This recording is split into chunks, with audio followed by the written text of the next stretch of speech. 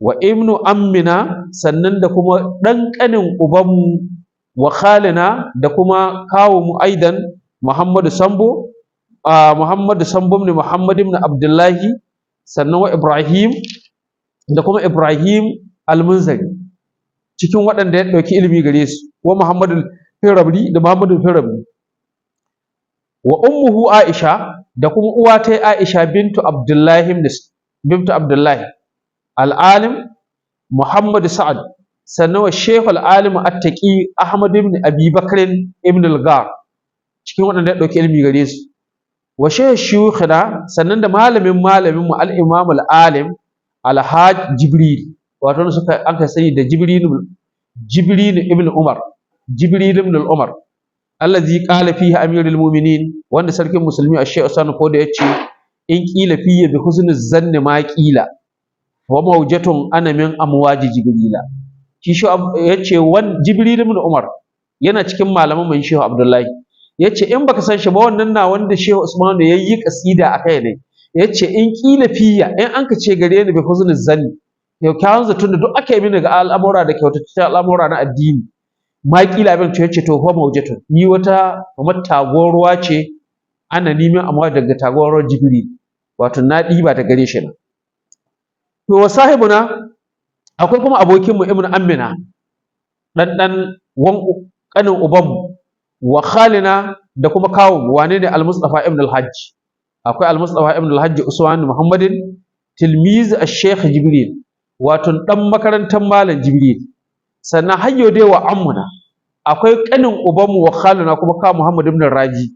sami'tu minhu al-Bukhari wanda shi Abdullahi ya ce mun saurari mun karanci Bukhari garai sannan wa ajazana jami'a marwiyati kuma ya mana ijaza ga dukkan ruwayoyi ne ya yadda mu hada da isnadi ne zuwa ga namu wa shaykh shuyukhim sannan da malamin su Muhammad ibn al-Bukhari al-mashhur bi ta'allum al-muhtasab wanda an kai sani da masani ƙwararre ga muhtasar ga wannan lokaci nashi duk wanda ka ƙware ga muhtasar idan baka karance shi gare ba sai a ce har yanzu da sauranka to shi Abdullahi yayi karatu gare shi wanda shahararre ne a cikin wannan ƙasar akwai sannan Muhammad al-Annafuri al-Turi shine daga cikin malaman Shehu Abdullahi sannan wa Shehu Abdurrahman ibn Muhammad da kuma Shehu Abdurrahman ibn Muhammad dukkan waɗannan abubuwa Shehu Usman ya talhisin su a cikin Ida'un Nusukh wanda ya magana akan Shehu Abdullahi wato iyalansu da kuma fara karatunsu da sauran wasu abubuwa na ilmumuka da suka samu gare shi to shi Shehu Abdullahi a cikin waɗannan abubuwa ya magana ga cikin muqaddimar a littafi nayi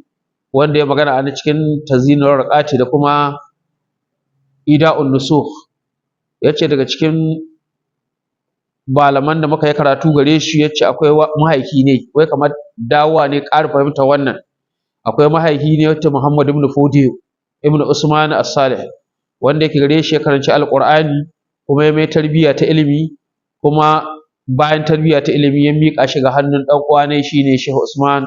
radiyallahu anhu ta gamba da Allah bi rahmatihi wanda a cikin qasida ta Ida'un Nusukh yana magana nazm shuyukh salihin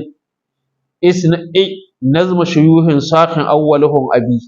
muallimun al-Qur'an wa huwa mu'addabi wa min ba'dihi Usman sani wa umdati sarajiya fi ilmi shari'ati masabi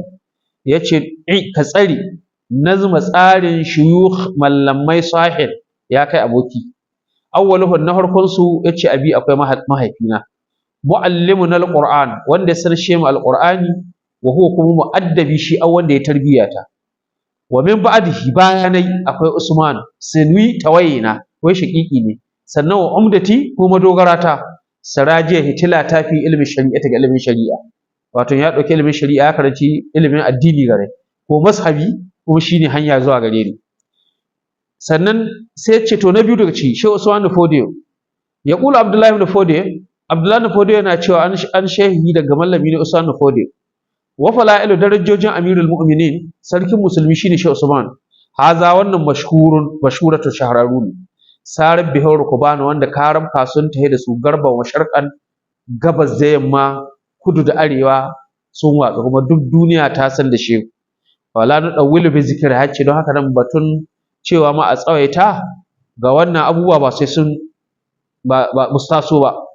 yace qad tarakani abi mahina ban fi yadihi ga hannu ba da qira'atul qur'an bayan na karanci alquran wa ana ibnu salasata asharata sanatin ba ina dan shekara 13 fa qara'atu alaihi al-ishiriniyat ni karanci ishiriniyat alfazaji garai wal wuturiyat da kuma qasida wuturiya wa shu'ara as-sittati da shu'ara as-sitta da muka san da shu'ara al-jahiliya wa ahassu minhu ilm at-tauhid kuma ni karanci ilm at-tauhidi gare shi min kutubis sanusiya wa shuruha da sharhan su gaira da wasu waɗannan wa qalla kitab kaɗan na wani littafi wa sala wanda ya sadu ila biladina garuruwan mu arabtu an san shi walam an qulhu anhu ban karance shi gare shi ba yace ba wani littafi wanda an dai mu sanannen littafi na kuma ya shigo a cikin wannan yanki namu wannan kudubi wace na amshe shi ga Sheikh Usman na karance shi gare shi wa hastu minhu al-arab na karanci gehen al-arabi gare gehen kenan nahwu wurin arabiya na karanci min al-ajrumiya littafin ajaruma wa malhatul irab da kuma malhatul irab wa qadarun nada da qadarun nada wa nahwa da abin da ya kama da su wa shuruha da kuma sharhan su wa hasta ilmu tasawuf sannan ya kuma karanci ilimin gyaran halaye kamar anan yan matashiya Shehu Usman sadda yake a cikin wannan yanki na kasar da kuma gwamnatin jihad da suka yi ba ilimin abbabu ba akwai ilimi illa abubuwan suka cakuɗe sai zan halaye gwamma jahili da wanda an masani to sai Shehu Usman ya to zuwa gyaran halaye a abubuwa suka kai a matsayi na jihadi da kuma tabbatar da tajaddidi na addini don shi na aka ce mujaddadud din yace na amshi ilmu tasawuf allazi litakhalluq wadanda kyakkyawan dabi'u wallazi litahaqquq kuma wadanda za a samu litahaqquq shi ko tahaqquq gehen tasawufi wato masana Allah waɗanda sun ka san abin da a haƙiƙanin Ubangiji kai ka yadda ka yi imani matakin ka na farko to dalilin ka na imani mataki na biyu haka nan har dai ka kai ga tasawufi wanda zaka karhuwa gare na tahalluq shine mastaganatu bihi abin da na wadatu da shi kuma abin